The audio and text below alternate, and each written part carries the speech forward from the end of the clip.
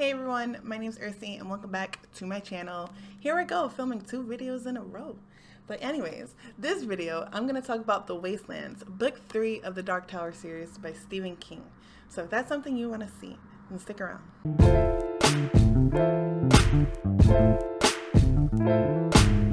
I have made it to book 3. Well, not really. I'm actually on book 5 now. I finished this book. I read Wizard in Glass. I finished that like a couple days ago, and now I'm about to start book 5. I'm currently reading The Hod King by Josiah Bancroft, and that's book 3 of the Books of Babel series. But once I finish that one, I'm just gonna hop into book 5. But that's not what we're here to talk about. We're here to talk about The Wastelands because I owe you guys a video on this one. So let me give you a quick recap as to why I picked up this book. This is my younger brother's favorite series. He loves the Dark Tower series and he's been trying to get me to read it for a while, and I finally decided to join the read along over on Steve Talks About Books and Stuff. He's doing a read along with some people on his forum, so I'll give you guys a link to his forum for you guys to join and join in on the conversation that's happening over there. I just hopped along with the read along, and we are about to embark on book 5. I will be joining the discussion for book 4. It was supposed to happen last weekend, but we pushed it a little bit so that way other people can finish reading the book because it's a chunky one. So we just moved it along. I believe next weekend on the 11th, we're going to do a live show discussing Wizard in Glass. But let's just get on to talking about The Wastelands. So what is the book about? This one picks up immediately after book 2. After we get our gang together, we have Eddie and Susanna joining Roland, or sort of forced to join Roland on his quest to the Dark Tower. So again, if you haven't read book 2, I suggest you do that so that way we can talk about this book. Obviously it's a series, and me talking about this one will probably spoil some of the things in the previous 2 books, The Gunslinger and The Drawing of the Three. The Gunslinger I only gave like 2 stars to, but I really liked Drawing of the Three. I gave that one 4 stars. So this book it just picks up right after the second book. But yeah, pretty much they're joining Roland on his journey to the Dark Tower. Eddie is forced to give up his heroin addiction, so he's sort of struggling with that. Susanna has been combined. Odetta and Detta have been combined to create Susanna. So we have the emergence of this new character that is sort of the best of both worlds, of these 2 different, very extreme personalities that she had. But things are very off balance for Roland because he sort of created this time paradox in the end of the second book, because when he saved Jake. Both Jake and Roland are kind of plagued by these visions, this dual timeline that is haunting both of them, and they're both kind of going mad, so they need to come together on the same timeline in order to help fix the paradox within their minds. We're going to do a quick recap on the genre of this book. So this is for sure a dark fantasy. There's elements of horror infused throughout this book, especially in this book. But what's cool is that we have this infusion of elements of sci-fi, these elements of a Western, and so it creates this very multi-dimensional book. But let's start talking about the themes that we see throughout this book before I start talking about the things specifically that I liked. One of the biggest themes that I found throughout this book was this idea of destiny, or Ka, as Roland refers to it. Another would be the idea of this found family. So even though the characters were forced to come together, they wind up creating this bond throughout this book, and these become this family that are going to fight for each other to the death. Obviously, survival is one of the big themes we're going to find throughout this book. Our protagonists are on a journey, they're on a quest, there's movement in this book. They're going to be faced with various obstacles throughout this book. The exploration of sanity is another one that we see here, especially with Roland and Jake. We have stuff with Eddie as well. Eddie is battling his own demons throughout this book. So this idea of sanity and how fragile it can be is definitely shown, is definitely played out throughout this whole book. The essence of time is also another big theme that we see throughout this book. There's just so many big ideas explored in this one book, and I really loved it because of that. So let's start talking about what I actually liked in this book. In book 2, there's this reluctance. You know, these people were snagged out of their worlds, thrown into Roland's world, and forced to travel with Roland to the Dark Tower because this is part of Roland's destiny. But we slowly see this transition of it becoming the other characters' destinies as well, especially Eddie. We see a lot of Eddie in this book. Susanna plays such a big part in this. Jake as well starts getting pulled into this world, and we see our characters wanting to be together to continue on this journey to the Dark Tower, and the way that they back each other up is really incredible and beautiful, the way that they have bonded in this book. So that was one of the things I really, really loved about this book. And then can we just talk about Shardik real quick? Like, the bear was so scary, so cool, so out of nowhere. Like, where did this bear come from? That was another one of my favorite things because I wasn't expecting that. Like, a big old bear. Like, where did he come from? But I love the legend of him, of the bear, and how it actually turned into the manifestation, like this real thing that they have to battle through, and the way that it has weathered over time and is starting to move on, just like everything else in Midworld. The world is starting to break down, so all of the legends are also breaking down, and everything is slowly coming to an end, and we just sort of see that manifesting with the bear. And it's one of the first visuals of that idea of moving on. And I mean, aside from other things too, but I just really like the bear. I was so scared for them, and I was just like, that's crazy. Like, where did that come from? I just kept thinking to myself, where did that come from? The whole idea of Charlie or Blaine the train, I really love that. Like, the inclusion of the children's book with the creepy train and Jake reciting the book. I really loved how that whole thing played out, where we see the connections between Jake's world and Roland's world and the train, and how it's all like connected together. I thought that was really cool. Like, Blaine the train is a pain. I loved it.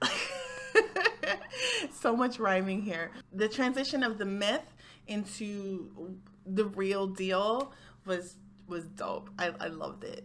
I also really liked this scene with Jake transitioning into Midworld and his connections with Eddie. And I really loved seeing that because, again, the interconnectedness of everything, that's a word, how everything was connected together was just beautifully written out throughout this whole book. Like, who would have thought, like, we would have been able to connect all these different things in this book?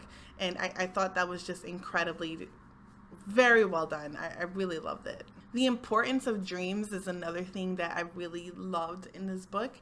We see a lot of Eddie's dreams playing out and these visions and how important they are. But I really loved how they became super important to the journey for these characters, and how Roland was like, no, you need to tell me what you dreamed about because I need to know. And then we got to know too. Another one of my favorite things was the introduction of Oi, our little Billy Bumbler. I think he's so funny. I had to look up a picture of what he looked like.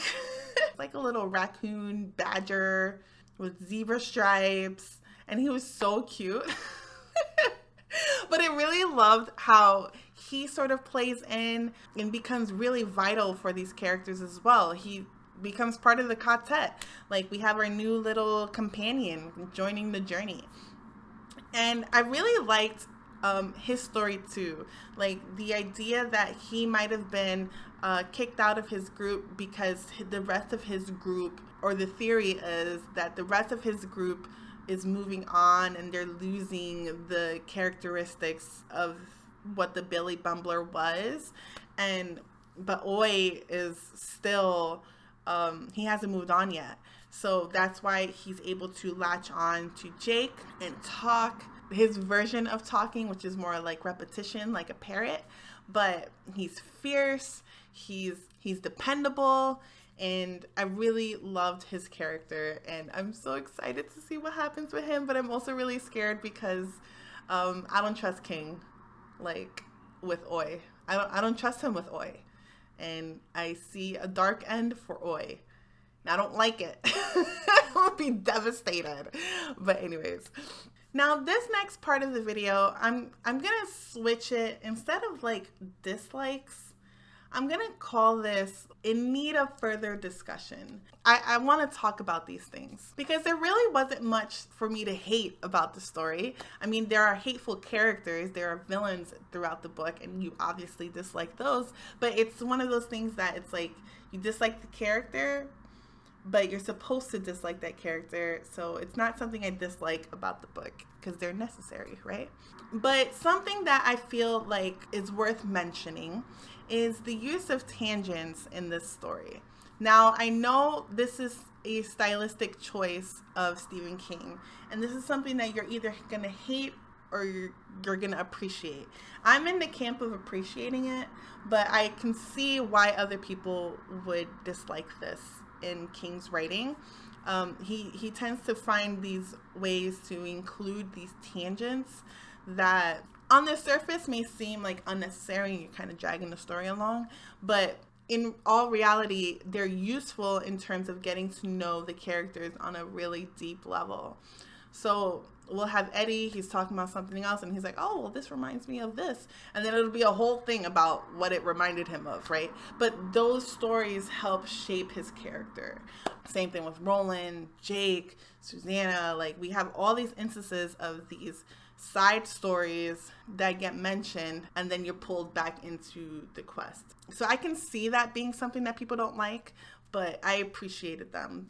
But let me know in the comments if you've read King's writing, what do you think about his use of these tangents? Because I like them. I didn't have a problem with them. I can see it being an issue if you're trying to read a lot of books. You're trying to get through the books. But if you're just there to take your time with the books and enjoy the ride, I like them. The next thing I wanted to talk about was Susanna's battle with the demon. So I had mixed feelings about this one. During the encounter with the demon, if you haven't read this yet, just skip ahead if you don't want to hear about it. But during the encounter with the demon, Roland says that the demons can be kind of controlled or tamed in a way because they're driven through sexual energy. So you can kind of control them through sex. So knowing this, knowing that these demons seek sexual pleasure, you can kind of either use that to your advantage in order to not be a victim, right, of the demon. The particular demon that we encounter in this book prefers women, and so Susanna had to be the one to handle it. And Susanna could either become a victim or take charge, and that's sort of what she did in this book. But at the end of the day, it's not like she really wanted to be with the demon. So it's still sort of like a sexual assault that we saw in this book. And I can see that being a problem if that was the only thing that she did in this book, and it's not. Like, we really see Susanna shine in this book. We see her with the bear taking charge, right? We see her at the end, like, with Blaine. We see her trying to protect Eddie in the City of Lud. Like, we see Susanna shine in other areas. So this isn't the only thing that she did for the group. And that would have been a problem if that was the only thing she did, but it wasn't. Even though she kind of flipped the script on the demon, at the end of the day, it's still a sexual assault that we read about. I don't know how I feel about it, but it was a very interesting scene. But at the end of the day, you don't want those kind of things happening to anyone, you know? So those are my thoughts. So let's just move on to my reading. I really love this book. I thought it was incredible. I'm going to give this one 5 out of 5. I really love this book. We see a lot of movement in this one, and I feel like that's what I appreciated about this one. Our characters are moving from one place to another, and they're having their encounters throughout the book. And I really appreciated that in this book. Again, I loved all the themes. I loved so many things I loved about this book. So I'm giving this one a 5 out of 5. So now that I'm 3 books in, I'm going to reiterate who do I recommend this book for. Definitely character-driven readers. King spends so much time in the head of these characters. So if that is not for you, if you need more plot and stuff, if you need more action, I mean, there's action in this book, but this is definitely still a character-driven book. So those are pretty much all of my thoughts on The Wastelands, Book 3 of the Dark Tower series by Stephen King. If you've read this book, let me know what you think about it. I would love to discuss this book with Dark Tower fans.